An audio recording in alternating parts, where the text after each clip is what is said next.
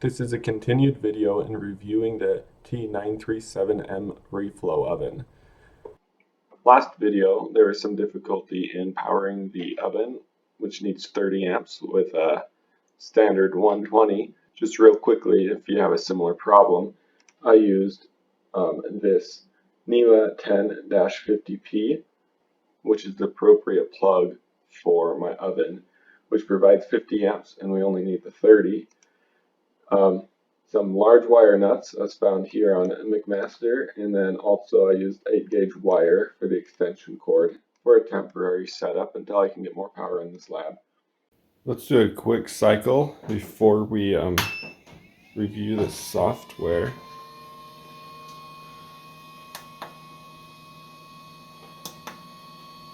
We'll just do one of the standard layouts.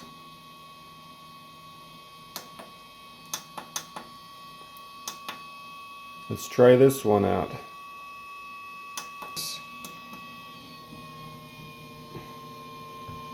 The line below seems to be our measured temperature, perhaps an average of the thermocouples inside.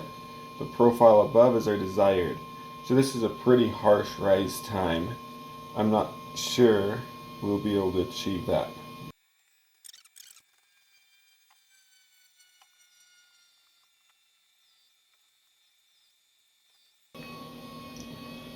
No, you may notice that the heater obviously indicates there's a heater on, and later on you'll see cooling, and that will be when the heater is off and the fan is blowing through.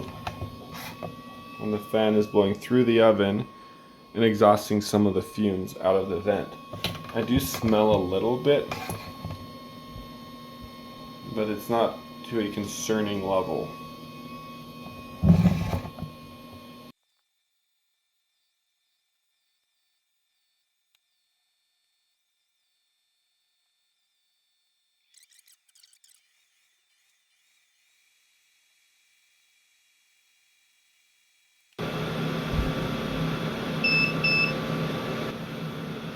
Those beeps were apparently to indicate that the profile is done heating. So just a quick review. You can see that there was offset between the desired temperature and the real temperature. It was able to catch up to it with a very steep temperature curve. You may have been able to keep up with it if it was at the correct temperature, if this temperature curve didn't start at 70, but we can actually make our own temperature profiles. We'll cover that in the future. And then once it hit temperature, it seemed to have gone a little over, steadied out. Similar thing here. Once the cooler fan hit on, it seemed to have a little bit of oscillation. I discovered a bug. So if you go under, I think it's execute F3, which would be thermostat, you're actually able to set a temperature you want it to hold to. Let's go up to, let's say, 200°C. That's the desired temperature, and that's the current temperature. What I want you to observe is that if this does reach the 200, it overshoots significantly. It must only be one of the thermocouples, but it usually doesn't reach the temperature.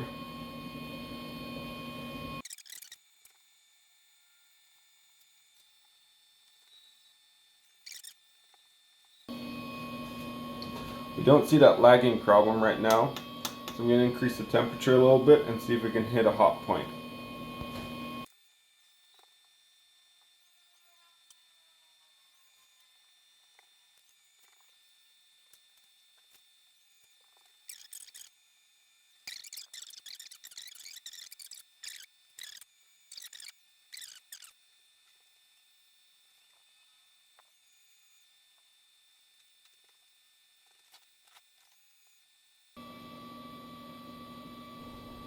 We never encountered the overshoot in temperature. However, you can see here that there is a great lag in temperature. Our desired is 220°C and we're around 200. Let's start preparing to run the software. In order to run the software, let's choose some solder. This is the solder paste I've selected. Up till now I've used the 15 gram. However, this is a better deal. Let's look on the data sheet, whether you use this one or any one that you use, and you'll find this chart. This is what you want to replicate in the program. Here's the program. It's going to try your patience. It's extremely glitchy. Here you can set your duration of time you want to view, along with your rise in temperature. Click OK once. It will not refresh right away, but don't click a second time. Else you'll end up with a line like that. It will appear just as the window closes if you double click. How you can clear that is click Clear Profile. Here you go. I don't want to go as far to claim as I actually know what's going on in this program because I really don't. However, I've got it to work, so I will show you what I have done. So you can actually set your actual brands and values in here, but and you do that through I think like I don't know, profile preview, or I don't recall, because whenever I try and use that, it crashes. What I found to be effective though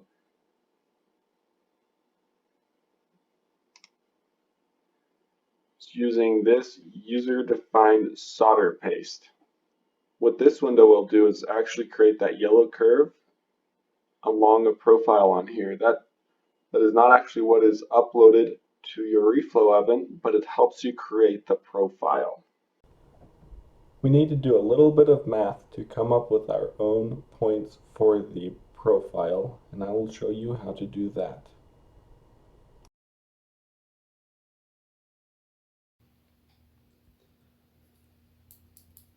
These numbers are broken up into 3 sections.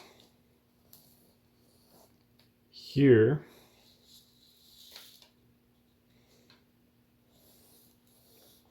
here, and here.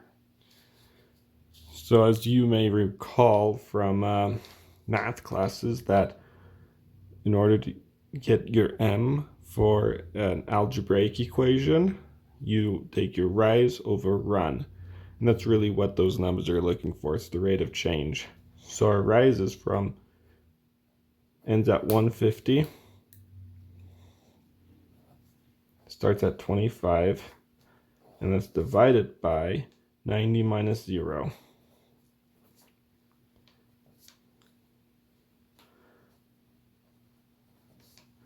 That's where we got the first number.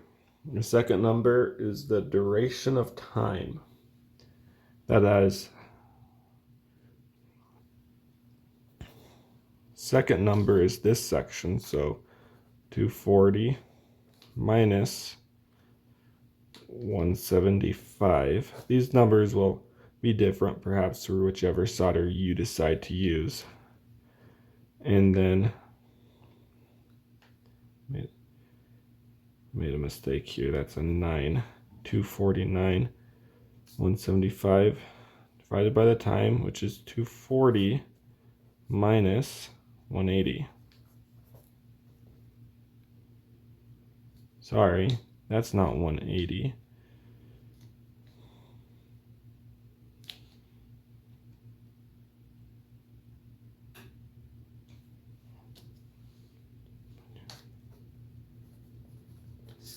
And then the third number, the third region there, is 2.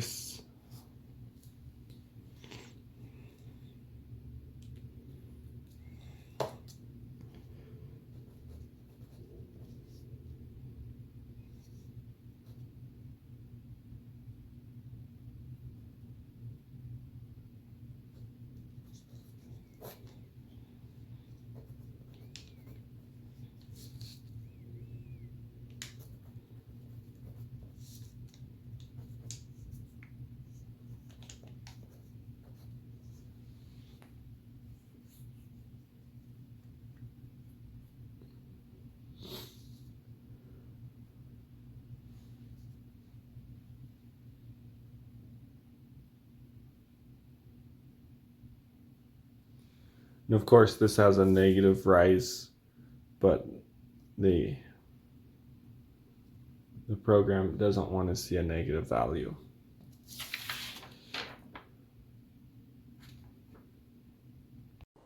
We need to make our own profile now. So on the drop-down menu, click Other, and then you'll see a button that says User-Defined Solder Paste. Click that, and those values we just calculated, enter those in, and click Save. Now you see the new profile. These are the points I put in through there, and it helps with creating the profile. So how you create it now is these crosshairs you see. If you don't see them, right click and you'll get that little round circle. And then start creating your profile. I do it every 10 seconds. I line up with these vertical lines.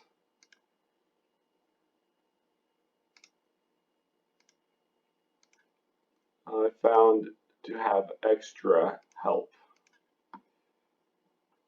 Here I should have done an extra one there, I think. If you don't have it exact, don't worry. You can't add new ones actually, but you can. You can't add new ones, but you can adjust the existing ones. So I'm going to add a couple extra right here at the top because it gets sloppy otherwise. If any of you know of an alternative program to use, please let me know.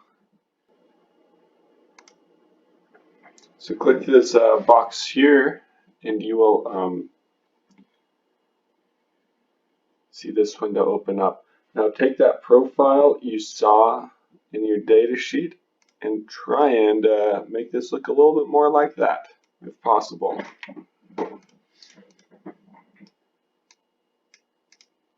You click the point to the left and the point to the right.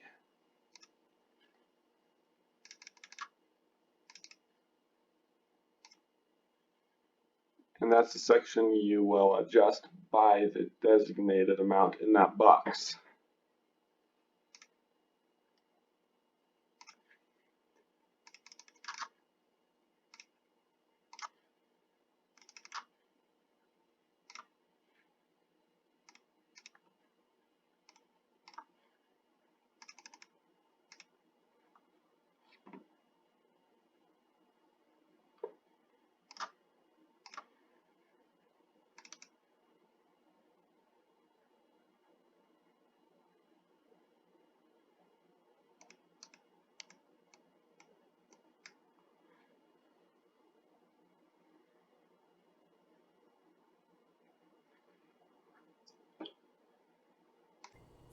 This video is starting to get a little bit long, so we will continue in the next part where we will connect to the oven, upload the profiles, and do our first reflow.